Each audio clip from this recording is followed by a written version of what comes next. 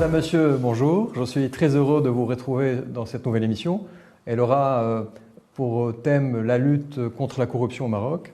Pour parler de ce sujet éminemment sensible et important pour le développement de notre pays, j'ai plaisir à recevoir Monsieur Bachir Rachdi, président de l'instance nationale de la probité, de la prévention et de la lutte contre la corruption, connue sous l'acronyme INPPLC, et le site web de l'instance, c'est inpplc.ma. Monsieur Bachir Rachdi, merci d'avoir répondu à notre invitation et bienvenue.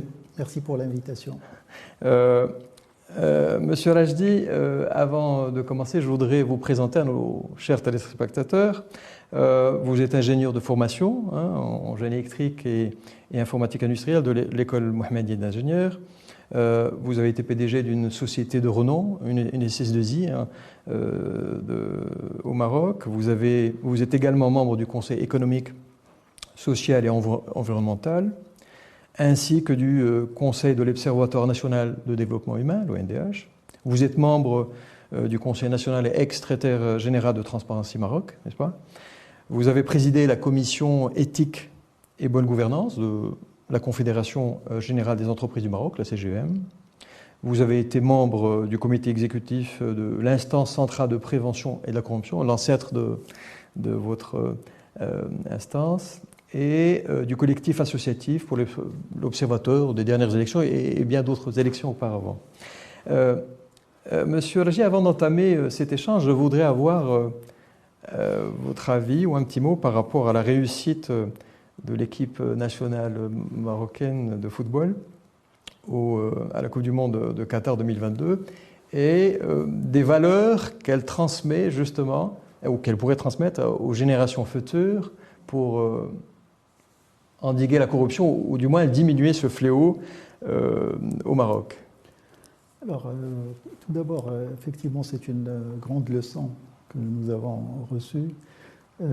Qui montre que lorsqu'il y a une vision, lorsqu'il y a du travail, lorsqu'il y a une approche collective, avec une synergie, chacun jouant sa partition, mais dans une complémentarité avec les autres et avec une forte dynamique d'équipe, nous arrivons à avoir un exploit comme celui que nous avons observé et qui a permis à tous les Marocains, depuis Sa Majesté jusqu'à tous les Marocains présents à l'intérieur et à l'extérieur du territoire, à tirer une très grande fierté et de voir que des exploits comme ça sont possibles.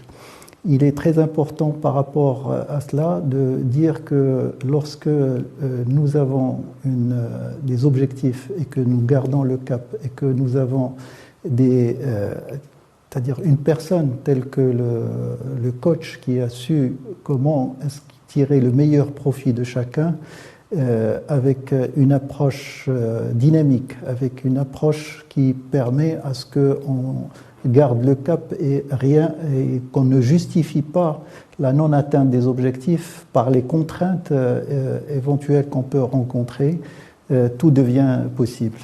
Pour faire le lien avec la corruption, c'est exactement ce qu'il nous faut. C'est une priorité nationale avec l'objectif de pouvoir libérer les énergies du pays pour avoir un développement soutenu, inclusif et durable, et avec la possibilité de répondre aux attentes légitimes des citoyens et des acteurs économiques et sociétaux de ce pays.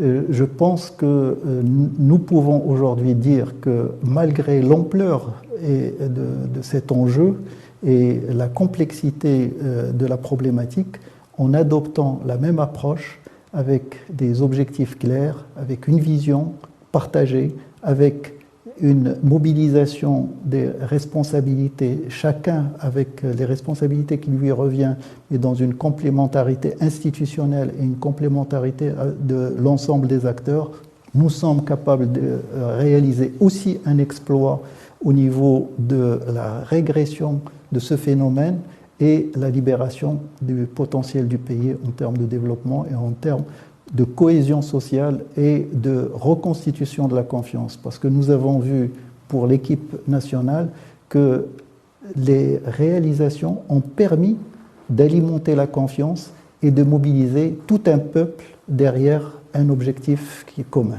Et si vous permettez, M. Raji, l'équipe nous a montré une bonne leçon d'amour de la patrie et je pense que l'acte de corruption est quelque part un acte de trahison. C'est un acte où on exprime son désamour vis-à-vis du pays. Je ne sais pas ce que vous en pensez. Tout à fait. Au fait, ce que ça nous a aussi enseigné, c'est que les valeurs restent des valeurs profondes.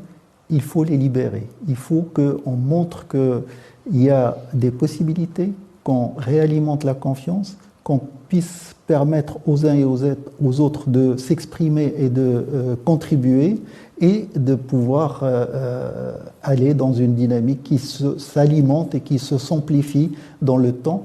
Et ces valeurs vont reprendre leur place de manière forte et ils vont entraîner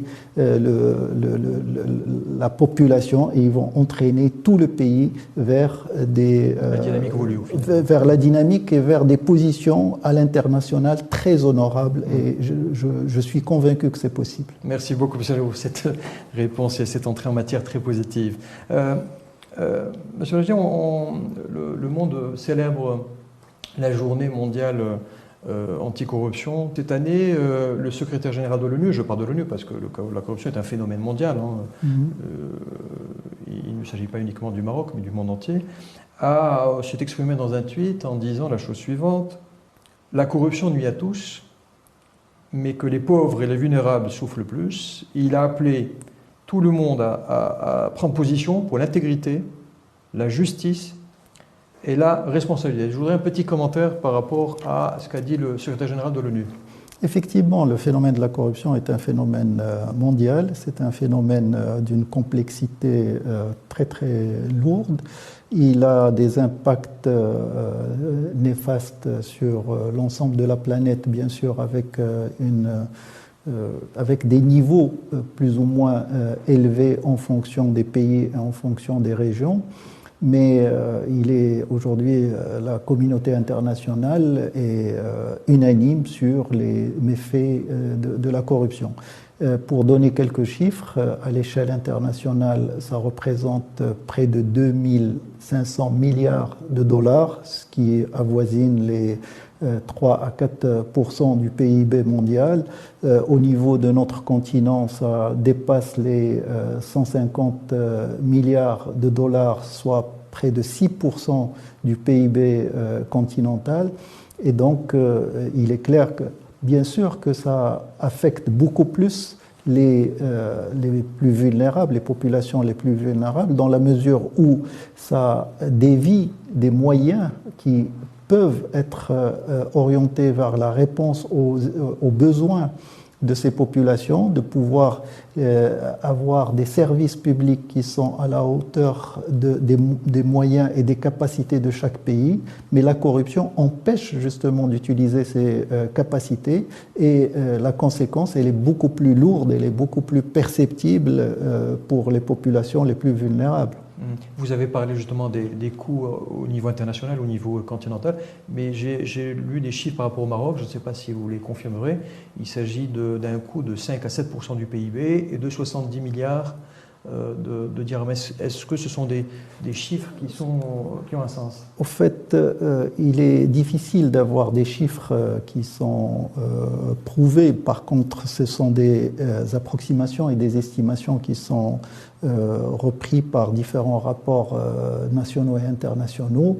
Et effectivement, au siècle dernier, on parlait de 2%. Aujourd'hui, on parle beaucoup plus pour le Maroc de 5%, voire plus vers les 7%.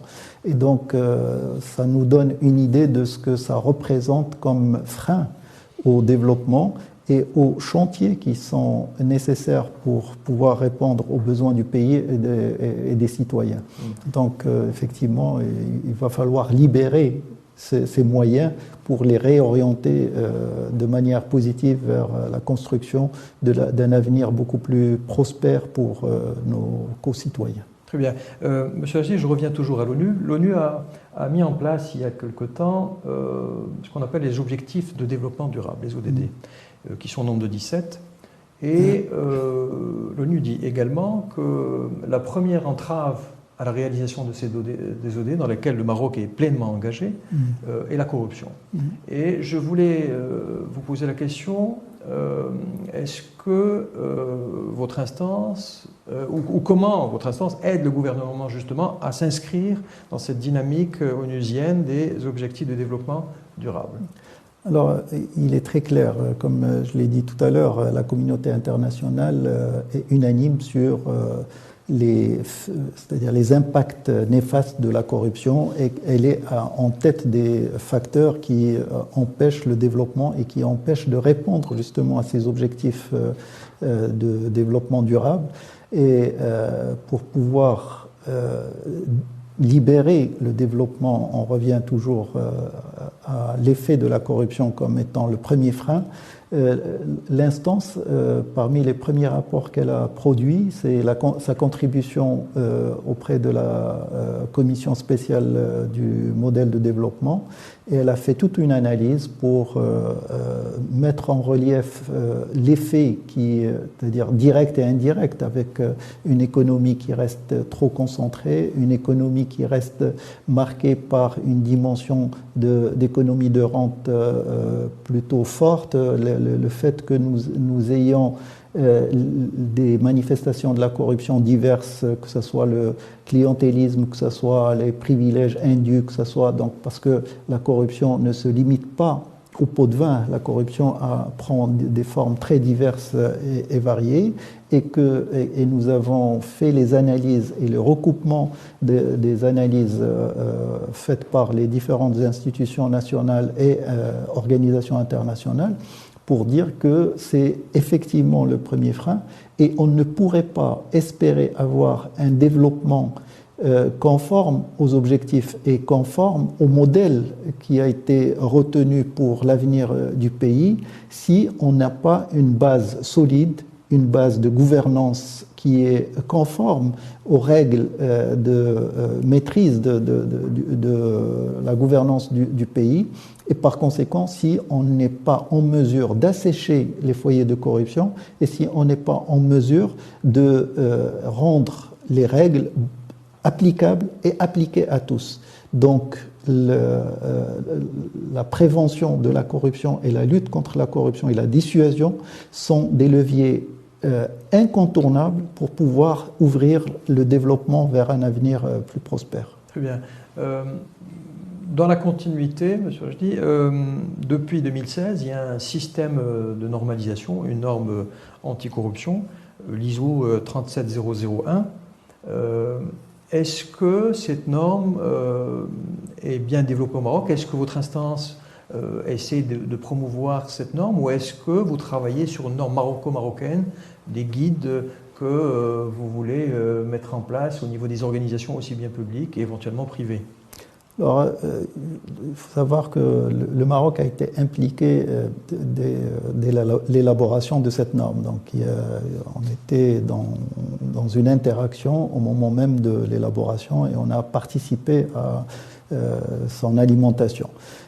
C'est une norme effectivement qui permet de consolider un peu différentes approches de manière à avoir des systèmes de prévention et, le cas échéant, de sanctions des actes de corruption qui sont destinés à toutes les organisations, qu'elles soient dans le secteur privé ou dans le secteur public.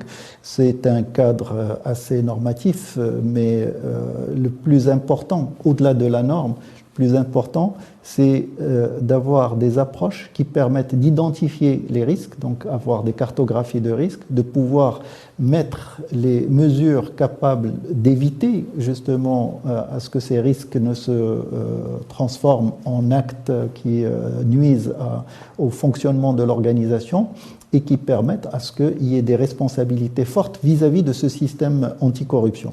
Donc l'instance, bien sûr, encourage l'adoption de ce type de système anticorruption, et elle a accompagné plusieurs institutions.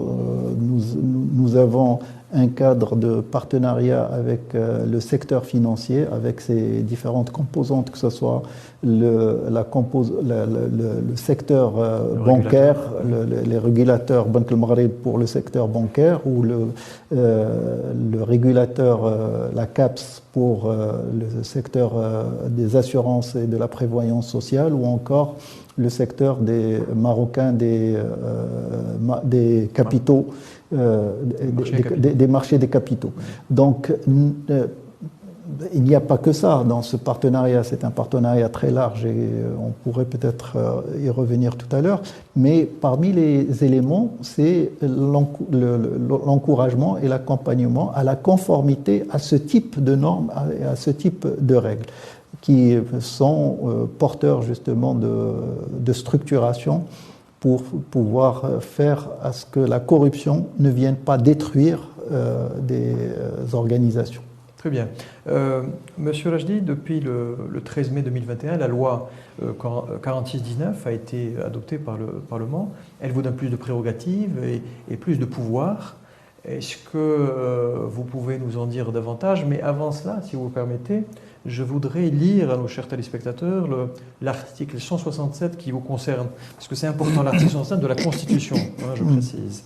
Alors, qu'est-ce qu'il stipule? L'instance nationale de probité, de la prévention et de lutte contre la corruption, créée en vertu de l'article 36, on en parlera, a pour mission notamment d'initier, de coordonner, de superviser et d'assurer le suivi de la mise en œuvre des politiques de prévention et de lutte contre la corruption, de recueillir et de diffuser les informations dans ce domaine, de contribuer à la moralisation de la vie publique et de consolider les principes de bonne gouvernance, la culture du service public et les valeurs de citoyenneté responsable. Donc là, ça montre un peu le cadre dans lequel mais là, avec cette loi, vous allez pouvoir justement aller plus en avant par rapport à ce qui est stipulé dans la Constitution. Alors effectivement, vous avez parlé de l'article 167, mais aussi de l'article 36. Ce qu'amène la loi 4619 relative à l'instance nationale de probité, de prévention et de lutte contre la corruption, c'est d'abord de traduire l'esprit et le texte de la Constitution, de manière à pouvoir donner au Maroc le moyen de vraiment faire face à ce fléau. La loi, même si elle est relative à l'instance, elle concerne le système anticorruption national, puisque on parle de complémentarité, on parle de coordination, et je vais peut-être donner quelques éléments de détail. D'abord, elle a pris pleinement le périmètre défini par l'article 36 de la Constitution comme base pour définir la corruption, le FESED, qui est beaucoup plus large que la corruption, le mot français. Et en conséquence, ça permet de couvrir aussi bien les actes qui sont punissables pénalement que les actes qui ont une dimension administrative ou financière et qui sont contraires aux règles de probité et d'intégrité. C'est-à-dire, elle a été dans une approche prospective, de manière à ce que, et proactive, de manière à ce qu'on couvre, y compris ce qui serait demain couvert par des nouvelles lois ou de nouveaux textes, de manière à ce que la définition soit une définition dynamique. Puisque avant, on se limitait à la définition qui est dans le code pénal. Aujourd'hui, c'est beaucoup plus large, c'est les lois spéciales, ça intègre de manière directe des aspects qui n'ont pas encore de couverture légale, notamment le conflit d'intérêts et autres. Donc ça, c'est un premier aspect qui est très important pour définir le périmètre de la lutte contre la corruption au niveau national et d'intervention de l'instance en conséquence. Comme vous l'avez précisé, l'article 167 de la Constitution donne des responsabilités à cette instance pour superviser, coordonner et assurer le suivi des politiques publiques en matière de prévention et de lutte contre la corruption. Donc ça, c'est un apport très important qui a été traduit de manière pratique, de manière opérationnelle au niveau de la loi, de sorte à ce qu'un phénomène aussi complexe, qui nécessite des intervenants multiples, parce que justement, il est avec des dimensions très variées et qui ne peut pas être porté par une seule institution, ni par des institutions de manière parallèle. Il s'agit d'avoir une approche qui est dans la convergence, qui est dans la complémentarité et qui est dans la responsabilité construite et combinée. Ce n'est pas une responsabilité diffuse, c'est une responsabilité définie pour chacun des intervenants, mais qui est combinée et articulée. Donc, dans ce cadre, la Constitution et derrière la déclinaison qui en est faite par la loi vient assurer cette coordination et cette convergence. Et par conséquent, la mobilisation des différents acteurs et des différentes responsabilités pour faire face à ce phénomène qui est un phénomène lourd sur le pays et complexe au niveau de ses manifestations et de la manière avec laquelle on peut le combattre. Donc cette loi donne des responsabilités multiples à l'instance dans cet esprit-là. Elle décline les missions, à commencer par la première, celle de proposer les orientations stratégiques de la politique de l'État en matière de prévention et de lutte contre la corruption et des mécanismes capables de les mettre en œuvre.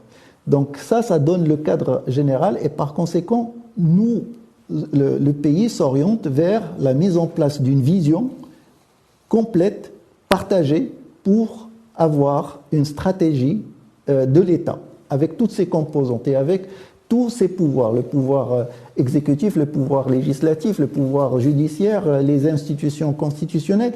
Donc, toutes les composantes de l'État partagent une même vision et une approche commune. Et bien sûr, tout cela est coordonné avec une responsabilité donnée à une institution de manière constitutionnelle pour assurer cette convergence. L'instance a des pouvoirs, des missions en termes d'éducation et de formation qu'elle construit avec les différents acteurs pour avoir un programme d'éducation et de promotion des valeurs d'éthique, de transparence, de probité et de les diffuser de manière rationnelle et opérationnelle en adaptant le message et les outils à chacune des populations cibles, depuis l'enfance, la jeunesse, l'école, mais ça va jusqu'à accompagner les acteurs du secteur public et d'accompagner les fonctionnaires au niveau du développement et du comportement qui doit être conforme à ces règles, mais aussi au niveau du secteur privé auquel on dédie tout un programme pour pouvoir l'accompagner et l'engager dans un fonctionnement beaucoup plus éthique et conforme aux normes. Cette loi donne à l'instance des pouvoirs d'intervention directs, puisqu'elle la dote d'un dispositif de commissaires investigateurs qui ont des pouvoirs très larges pour pouvoir recevoir les plaintes, les dénonciations et toute information susceptible de constituer un acte de corruption pour mener les enquêtes et les investigations et de rendre ces dossiers capables de prendre leur voie vers l'application de la loi. Mais l'instance, elle a aussi le pouvoir de s'autosaisir de dossiers spontanément pour pouvoir faire ces enquêtes et ces investigations. L'instance peut se porter partie civile dans des dossiers de corruption, etc. Donc vraiment, c'est des responsabilités très larges, mais dans un esprit de convergence et de complémentarité institutionnelle entre l'ensemble des intervenants. Très bien. Monsieur Richer, dans ce sens justement, le ministère public a a mis en place un numéro vert. Je le rappelle pour nos chers téléspectateurs, le 05 37 71 88 88, le 07 5 37 71 88 88. Au passage, je rappelle qu'en 2020, le ministère public, dans ses rapports, dit qu'il y a eu 15 000 appels, un peu plus de 15 000 appels pour des histoires de corruption allant de 50 à 300 000 dirhams, et dans différents secteurs. Ma question est la suivante. Je suis citoyen, je subis un acte de corruption, en m'adressant ou en étant en contact avec un représentant de l'État. Je fais cet acte citoyen parce que je pense que, et vous le dites dans votre rapport, on y reviendra, la dénonciation est un acte citoyen. J'appelle ce numéro, qu'est-ce qui se passe concrètement? Quelle est la procédure qui est enclenchée par la suite, au-delà de ce que vous venez de dire, les investigations directement dans les organisations, etc. Alors, d'abord, je voudrais expliquer que la dénonciation, effectivement, est un acte citoyen et nous avons fait des études approfondies pour d'abord voir quel est l'état actuel du cadre de ces dénonciations, quel est l'état légal pour pouvoir couvrir ces actes de dénonciation et de plainte aussi. Il s'avère que nous avons un cadre qui a des limites. Et dans ce sens, l'instance a publié un rapport d'abord qui fait le diagnostic général, mais qui fait des propositions concrètes pour rendre la dénonciation, pour mettre la dénonciation dans un cadre qui assure aussi bien la protection des personnes visées par la dénonciation dans leurs droits, y compris la présomption d'innocence, que les dénonciateurs pour qu'il n'y ait pas de représailles, ni sur le plan physique, c'est-à-dire qu'ils soient protégés, qu'il n'y ait pas d'agression. Ce qui est aujourd'hui possible par la loi qui permet de protéger les témoins, les dénonciateurs et les experts, mais il faut aussi les protéger dans leurs droits économiques, dans leurs droits de carrière, dans leurs droits administratifs, et donc les différentes dimensions. Et l'instance a proposé un cadre complet pour pouvoir assurer cela. Maintenant, comment ça se passe en pratique? Quelqu'un qui fait une dénonciation, l'information est analysée, je parle sur le plan du principe. La dénonciation est analysée pour voir les éléments qui sont apportés, est-ce qu'ils sont suffisants pour qu'ils sont crédibles pour que ça constitue effectivement un élément d'ouverture d'une enquête. Et généralement, ces cas sont suivis de situations de flagrant délit, c'est-à-dire constituant du flagrant délit, ce que le ministère public, bien sûr, il est outillé pour pouvoir mener ce type d'opération, et c'est ce que nous avons vu dans plusieurs cas. Donc, le numéro vert a été un pas important pour permettre à ces dénonciateurs, à des gens qui sont touchés directement, qui sont victimes de la corruption, de pouvoir s'adresser au ministère public pour pouvoir dénoncer ces actes de corruption. Maintenant, je pense que c'est une étape importante, elle n'est pas suffisante.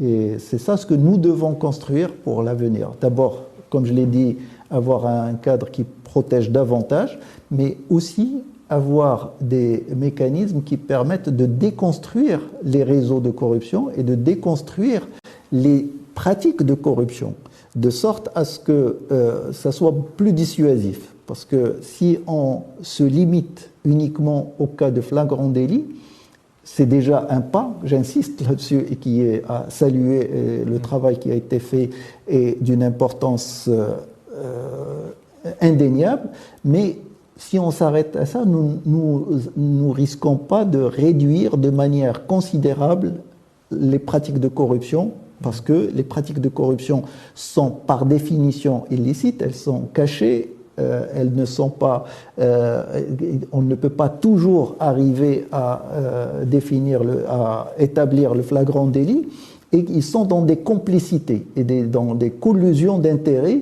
et les actes de corruption les plus lourds sont dans des situations qu'on ne peut pas couvrir avec l'approche de flagrant délit.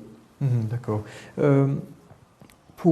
Toujours pour revenir à ce numéro vert et au nombre d'appels qui ont été reçus et traités, avez-vous, M. Lajdi, fait des statistiques? Est-ce que vous avez réussi à faire un profiling du corrompu versus corrupteur? Est-ce que c'est plus en majorité des hommes ou des femmes? Leur situation financière, leur niveau socio-professionnel? Est-ce que vous avez fait ce profiling? Alors, je profite pour dire que l'instance, sur ces 4 années de transition, elle a préparé des bases solides pour pouvoir mener ces missions de manière structurée, avec un référentiel, avec un approfondissement des différents axes de son intervention. Et parmi les axes sur lesquels nous avons qui constituent en quelque sorte la stratégie de l'instance et sur lesquels nous avons fait des avancées, c'est l'approfondissement de la connaissance objective du phénomène. Donc on a fait plusieurs études, plusieurs analyses, et bien sûr qui réunissent tout ce qui est produit au niveau national et international, mais aussi avec des productions propres de l'instance pour compléter et pour avoir plus de précision et plus de capacité pour lire le phénomène, ses manifestations, et comment est-ce qu'il se propage dans la société. Aujourd'hui, on est en phase de terminer une grande enquête nationale qui couvre plus de 6000 citoyens, plus de 1500 entreprises, tout profil confondu. C'est une première, je crois, M. Lajdi. Non, il y a eu déjà en 2014, du temps de l'ICPC, il y a eu une enquête de ce type. Celle-là, elle va encore plus loin, et elle deviendrait en quelque sorte la référence pour pouvoir mesurer l'évolution du phénomène dans le temps. Nous allons mener ce type d'enquête tous les 2 ou 3 ans. De manière périodique, de sorte à ce qu'on puisse mesurer l'évolution et par conséquent l'efficacité des politiques publiques menées. Donc cette enquête nous donnera des réponses aux questions que vous avez posées pour pouvoir savoir qui est le plus touché, qui a plus d'appétence à être impliqué dans des actes de corruption, qui considère que la corruption est plutôt un mal, mais qu'on ne peut pas contourner, qui considère que c'est insupportable, etc. Questions, exactement. Donc nous sommes en train d'approfondir la connaissance à ce niveau-là. Très bien. Monsieur Lajdi, votre instance a présenté son rapport le 1er novembre 2022, votre rapport annuel 2021. Comment le jugez-vous? Je sais qu'il y a eu, vous étiez dans une phase de transition, il y a eu une baisse en termes de classement de 2018 à 2022, et il y a peut-être certainement des choses à dire à ce niveau-là. Alors, en fait, nous sommes engagés à rendre compte d'abord de ce que nous faisons, mais aussi de pouvoir alimenter l'opinion publique et l'ensemble des acteurs par une analyse objective de la situation, et pouvoir aussi traiter des sujets qui ont une importance pour pouvoir mener la prévention de la lutte contre la corruption. Donc ce rapport, justement, il a, dans sa partie diagnostique, a mis le doigt sur la situation, l'évolution. Nous avons même été sur une analyse de l'évolution sur une quinzaine d'années pour voir comment est-ce que le Maroc s'est comporté vis-à-vis de ce phénomène, comment est-ce qu'il a évolué au niveau des classements internationaux, au niveau des notes qu'il a obtenues. Nous avons été dans une analyse approfondie des données de détail pour analyser les facteurs les plus impactants de cette situation. Pourquoi est-ce que le Maroc déploie autant de plans de mesures et de programmes anticorruption sans pouvoir, sans réussir à réduire le phénomène et à améliorer sa situation? Monsieur Lager, pardon, je vous interromps, excusez-moi. L'indice le plus important, c'est l'indice de perception. Oui. Il y a d'autres indicateurs, mais c'est celui-ci qui est mis en avant et que tout le monde suit. Comment est-ce qu'on, déjà sur l'appellation de perception, comment est-ce qu'on perçoit la corruption? Est-ce qu'on la perçoit de près, de loin? Comment se passe cette perception? Non, on parle de perception parce qu'on n'est pas dans une description d'actes de corruption. On est en train de parler quand les sources. Bon, il y a 13 sources qui alimentent l'indice de perception de la corruption de Transparency International, parmi lesquelles il y en a 7 sources. Quand on dit sources, ce sont des organisations internationales qui font des études, chacune avec une approche propre et un périmètre propre. Donc le Maroc est couvert par 7 sources. Et justement, nous avons, analysé, parmi les 7, nous avons analysé 4, mais vraiment en profondeur. On a été dans les sous-indicateurs, il y en a 70, et dans les sous-indicateurs, nous avons pris les données de base pour pouvoir en tirer les leçons.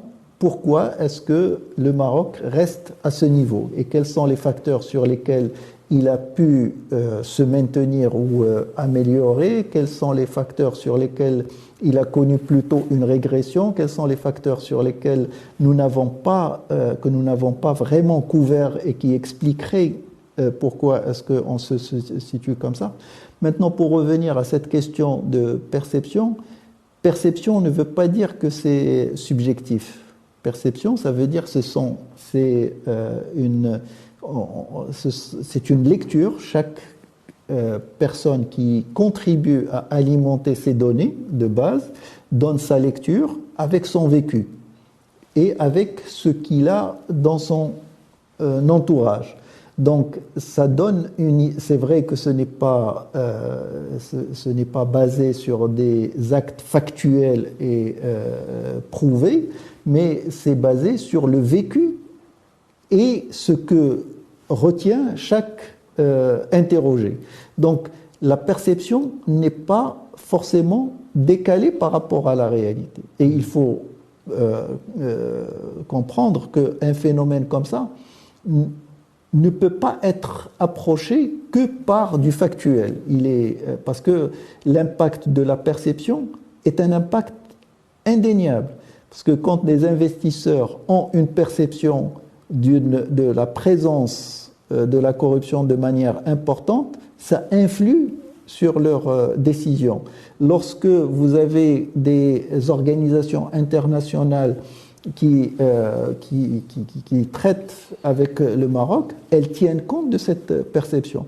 Donc il ne faut pas négliger la perception. Bien sûr, dans l'approche de l'Observatoire de l'instance, qui est un organe institué par la loi, nous allons approfondir la connaissance objective et nous allons être dans la finesse pour mesurer chaque dimension et chaque facette du phénomène de la corruption.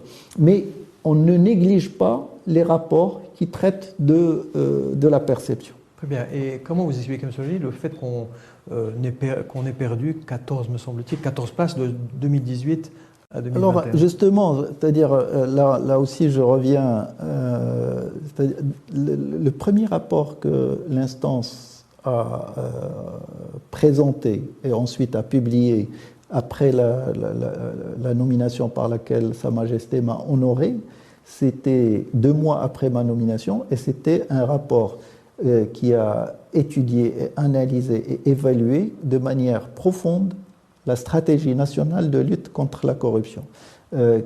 pour pouvoir définir quelles sont les forces et les faiblesses de cette stratégie. Bon, en résumé, il sortait très clairement que c'est un cadre qui est un cadre de référence important et qui permet de faire converger les acteurs dans une même démarche et créer les conditions d'une coordination, mais les faiblesses étaient importantes en termes de structuration, en termes de précision du contenu, en termes de ciblage des objectifs tout au long de la mise en œuvre, parce qu'il y a des objectifs stratégiques qui sont définis, il y a des objectifs opérationnels, mais il n'y a pas d'objectif d'impact qui permettrait justement d'accompagner et de réorienter les politiques publiques en fonction de cet objectif d'impact. Et quand on dit impact, ça veut dire que le vécu des citoyens, le vécu des acteurs économiques puisse être, que ces cibles puissent sentir que leur environnement change par rapport au phénomène de la corruption. Donc, nous avons fait une analyse approfondie de la stratégie et nous l'avons combinée par la suite avec les analyses dont j'ai parlé, des facteurs déterminants sur la situation de la corruption et qui expliquent l'indice de perception de la corruption. Très bien. Très bien. À présent, M. Agé, on va parler du volet économique. Le Maroc commerce et a des échanges économiques avec le monde entier. Certains de nos partenaires sont exigeants, ils veulent que leurs investissements, leurs entreprises ne soient pas touchés par le phénomène de la corruption. Pensez-vous que l'arsenal juridique marocain protège pleinement les investissements directs étrangers dans notre pays? Et justement, est-ce que, comme ce que vous avez fait par rapport au secteur financier, le guide anticorruption que vous avez fait avec les régulateurs des différents domaines, la Banque centrale, le régulateur des assurances et des marchés et des capitaux, est-ce que c'est quelque chose qu'on pourrait élargir à d'autres domaines pour justement sauvegarder les investissements étrangers de ce fléau? Alors, je pense de manière pragmatique, les gros investissements étrangers ont des cadres qui sont spécifiques, qui sont accompagnés, et en général, ils sont plutôt protégés. Je pense que justement, quand on dit qu'on veut avoir une dynamique forte, un développement beaucoup plus soutenu, avec un élargissement de la base des acteurs et des intervenants et des investisseurs, aussi bien en termes de profil qu'en termes de nombre, je pense qu'il faut agir sur le cadre et par conséquent avoir une législation avec des lois applicables et appliquées, ce qui est de nature à rassurer et à créer une confiance forte et par conséquent à démultiplier les opportunités d'investissement et l'élargissement de ces investissements. L'exemple que vous avez donné de ce que nous avons fait avec le secteur financier, effectivement, nous avons choisi d'abord le secteur financier pour deux raisons.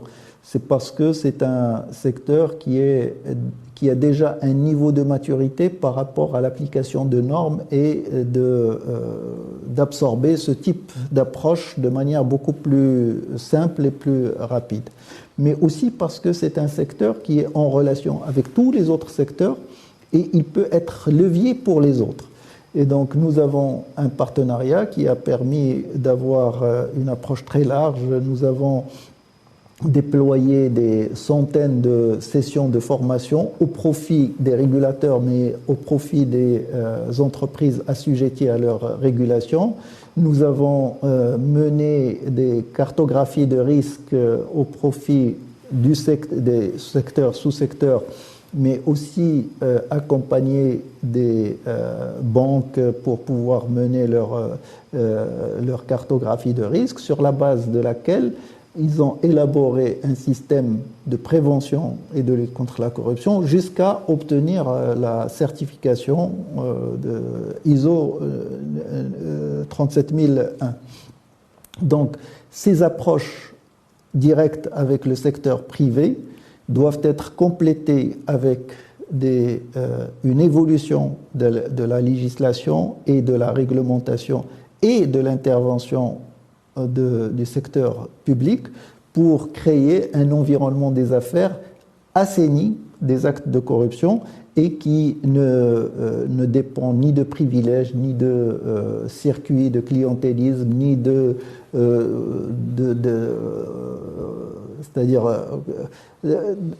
ni d'aucune voie qui n'est pas légitime et qui n'est pas ouverte à tous. Exact, je vous interromps, je me permets de vous interrompre. L'un des derniers discours de Sa Majesté, il avait dit expressément que l'un des freins à l'investissement, c'est les intérêts de personnes ou de groupes de personnes. Le message était clair par rapport à ça. Tout à fait. Donc, nous devons, bien sûr, le conflit d'intérêts touche de manière plus large l'ensemble des populations, mais les investissements sont concernés directement par... on ne peut pas éliminer les situations de conflit d'intérêts. Dans le monde entier, aucun pays ne peut venir et créer des cloisonnements qui garantissent qu'il n'y ait pas de situation. Ce qui est important, c'est de créer le cadre légal pour encadrer ces situations. Ça veut dire que ces situations doivent être déclarées et elles doivent être accompagnées par des mesures qui évitent les conséquences de ces situations, de manière à rassurer tout le monde que ces situations ne peuvent pas toucher des intérêts ouverts de tous les concernés et les intérêts de certains ne peuvent pas peser sur l'environnement du pays. Très bien. Je reviens, M. Alger, si vous le permettez, à présent sur la Convention des Nations Unies contre la corruption. Elle supplie un certain nombre de choses et je voudrais les partager avec vous. Je cite, « L'ONU est préoccupée par la gravité des problèmes et des menaces que représente la corruption pour la stabilité et la sécurité des sociétés, qui porte atteinte aux institutions et aux valeurs de la démocratie, aux valeurs éthiques et à la justice, et met en péril le développement durable et l'état de droit. » Monsieur Alger, estimez-vous que la conscience collective au Maroc a atteint un certain niveau pour comprendre ces enjeux, les enjeux stipulés dans la Convention des Nations Unies contre la corruption? En fait, la conscience collective, elle est prête à évoluer en fonction de la dynamique qu'on crée par rapport à ces sujets-là. Et je pense si nous sommes capables, institutionnels et des différents pouvoirs, à créer une dynamique audacieuse, avec une détermination pour atteindre des résultats. Au début de cet entretien, nous avons parlé de l'équipe nationale. Personne ne pouvait imaginer que ça pouvait aller aussi vite, qu'on pouvait transformer ce que nous n'avons pas pu réaliser pendant plus de 30 ans, on pouvait en quelques mois. Donc, quand il y a une détermination, quand il y a une volonté suivie d'une détermination avec une approche audacieuse, il est possible de changer. Donc, la conscience collective peut évoluer et elle est prédisposée à évoluer pour pouvoir intégrer et assimiler l'ensemble de ces dimensions. La Convention des Nations Unies contre la corruption... Que le Maroc a ratifié, signé et ratifié. Et il a signé en 2003, ratifié en 2007, et il a été évalué à 2 reprises par rapport à la mise en œuvre de des dispositions de cette Convention. L'instance a créé un département qui a comme mission justement d'accompagner la conformité de la législation marocaine et du cadre globalement de gouvernance marocain avec les conventions internationales que le Maroc a ratifiées et qu'il est susceptible de ratifier demain, parce que le Maroc est engagé à poursuivre l'adhésion à d'autres conventions. Et donc, dans toutes nos études et tous nos rapports suivent une approche méthodologique qui a été mise en place, dans laquelle nous avons une étape qui est celle d'étudier et de mesurer le niveau de conformité avec les engagements internationaux, notamment les conventions internationales. Et donc, c'est une référence importante. Nous avons la Constitution, nous avons notre législation, nous avons ces conventions qui sont une référence importante et sur lesquelles nous avons des engagements. Et nous sommes appelés à répondre aux différents rapports qui évaluent le degré de nos avancements par rapport à ça. Et donc, c'est très important à ce qu'on puisse accélérer et couvrir des pans importants de ces conventions qui nous mettraient rapidement à un autre niveau et un autre positionnement au niveau international. Très bien. Et justement, pour réveiller cette conscience collective, il faut une bonne politique de communication, aussi bien auprès des institutionnels, ça c'est la stratégie dans l'immédiat, à court terme, mais il y a aussi la stratégie à long terme. Et la stratégie à long terme, c'est avoir demain une génération qui respecte tous les codes et justement qui... Et dans ce sens, première question, quelle est votre politique de communication vis-à-vis des entreprises et des institutionnels? Et deuxième question, pour cette stratégie à long terme, êtes-vous en contact avec le ministère de l'Éducation, enfin du préscolaire, de l'Éducation et des Sports, pour justement initier une politique de formation sur les bons usages dès les petites classes et un accompagnement peut-être jusqu'à la dernière année du lycée? Est-ce qu'il y a une politique de communication à ce niveau-là, au niveau du ministère de l'Éducation? Alors là encore, l'instance a publié, elle a publié la stratégie de communication, l'approche stratégique de communication qu'elle a élaborée, qui consiste en résumé en un certain nombre de principes. Le premier principe, c'est d'avoir une communication objective. Il ne s'agit pas de faire la propagande, il s'agit de faire de la communication pour rendre compte de la réalité. Quand les choses ne marchent pas, il faut le dire. Et l'essentiel, c'est de dire que voilà ce qui ne marche pas et voilà comment on compte faire pour que le pays puisse évoluer sur tel ou tel sujet.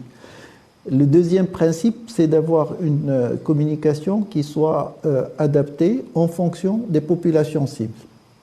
Ne pas avoir des messages banalisés pour tous, de sorte à pouvoir créer, en plus de la communication, de créer les conditions d'interaction. Parce que c'est un sujet qui nécessite une interaction avec les populations cibles. C'est-à-dire le message doit être objet de débat, d'enrichissement, il doit être objet de participation et donc doit s'inscrire dans une approche participative et pas seulement dans une approche d'envoyer le message vers les Où la raison doit l'emporter à l'émotion, j'imagine. Tout à fait, tout à fait. Donc nous devons rester sur du rationnel, sur de l'objectif, sur du crédible. Il faut que même par rapport à ce qui est projeté, nous devons démontrer que c'est faisable et les conditions sont réunies pour le faire, de manière à ce qu'on crédibilise la démarche et à ce qu'on puisse obtenir l'adhésion d'une large une participation très large des populations cibles. L'autre niveau, c'est celui de se projeter sur les différents temps, le temps court, le temps moyen et sur le long terme, de sorte à couvrir l'ensemble de manière cohérente. C'est-à-dire il faut qu'on ne soit pas du pas à pas isolé, il faut qu'on inscrive la démarche et le message sur la vision long terme, tout en montrant qu'il y a des étapes par lesquelles on passe et qui construisent et qui consolident la capacité d'atteindre ce cap. Revenons à la question avec l'éducation nationale, bien entendu. Notre jeunesse, notre enfance et notre jeunesse, c'est l'avenir de notre pays et il faut construire des valeurs, une intégration des valeurs de probité, de transparence, d'intégrité, d'équité, d'accès équitable, etc. Il faut les inculquer et les rendre comme étant la base de réflexe des générations montantes. Mais tout en faisant l'adéquation entre ces messages et l'écosystème dans lequel évoluent ces générations, de manière à ce qu'il n'y ait pas une rupture entre ce qu'ils reçoivent comme enseignement et comme message de valeur, et que quand ils sortent dans la famille, dans la rue, dans l'environnement dans lequel ils évoluent, qu'il y ait une divergence totale et que les comportements soient... Donc il faut accompagner l'environnement et construire ces adaptes pour qu'ils soient ancrés durablement. Parce que sinon, s'il y a ces dissensions, nous allons perdre l'effet de l'éducation et de ce qui est visé. Très bien. Monsieur Rachdi, dans le rapport, votre rapport annuel de 2021, vous avez parlé de portail national d'intégrité. Alors, de quoi il s'agit et où en est-il, ce portail ? Le portail national d'intégrité est l'un des outils que l'instance mobilise pour permettre un accès large à ce qui se fait en matière de promotion de la probité et de lutte contre la corruption. C'est un portail qui est porté par l'instance, mais qui est dans lequel tous les acteurs sont partie prenante. Aussi, ça a été le cas pour son élaboration, et ça va être le cas pour son alimentation et sa dynamique future. Et donc, il y a des rubriques qui sont alimentées par des institutions autres que l'instance, et l'instance coordonne, modère ce portail pour qu'il réunisse l'ensemble de l'information utile, la rende la plus accessible possible, et bien entendu de la manière la plus ouverte et la plus interactive. Très bien. Monsieur Rachdi, on arrive au terme de cette émission et il est d'usage dans cette émission de laisser le dernier mot à notre invité. Quel sera le vôtre, monsieur Rachdi ? Alors, le dernier mot sera convergent avec le premier. En fait, c'est pour dire que la prévention et la lutte contre la corruption et la promotion des valeurs de probité, d'intégrité et de bonne gouvernance est un socle incontournable pour l'avenir du pays. Nous ne pouvons pas assurer un avenir prospère sans créer ce socle solide sur des bases durables, et par conséquent, nous devons avoir une vision partagée, une vision très claire et très ambitieuse qui est partagée. Nous devons la réaliser, c'est-à-dire réaliser l'atteinte des objectifs de cette vision à travers une approche stratégique forte, avec des responsabilités fortement articulées, engagées, sur lesquelles chacun doit porter la part qui lui revient et être comptable de cette part de responsabilité qui lui revient, et de pouvoir réaliser des pas importants qui permettent d'avoir des impacts perceptibles par les populations cibles, de manière à ce qu'on garantisse l'engagement d'une dynamique forte et qui s'élargit de plus en plus avec l'implication de tous les citoyens et de tous les acteurs de la société. Monsieur Bachir Rachdi, merci pour cet échange fort sincère et fort optimiste. Je rappelle que vous êtes président de l'instance nationale de la probité, de la prévention et de la lutte contre la corruption. Merci encore une fois. Merci. Madame, Monsieur, merci de nous avoir suivis. Au revoir.